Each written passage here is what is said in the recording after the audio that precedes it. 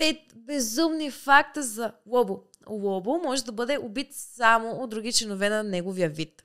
Затова решава да изтреби цялата си планета, за да стане безсмъртен. След това заявява, че го е направил като научен експеримент и даже си поставя оценка 6 на него. Въпреки лудостта си, Лобо приема работата си много насериозно. Като ловец на глави, той следва строг кодекс. Никога не нарушава договор и отказва да нарани космически делфини. По време на своите мисии Лобо всъщност не е допуснат както и в рая, така и в ада. Бил е прекалено труден за демоните и твърде досаден за ангелите. Затова му беше отказан достъп и до отвъдното. Регенерацията на Лобо е толкова мощна, че може да оцелее при всякакви наранявания и да се възстанови напълно от една единствена клетка.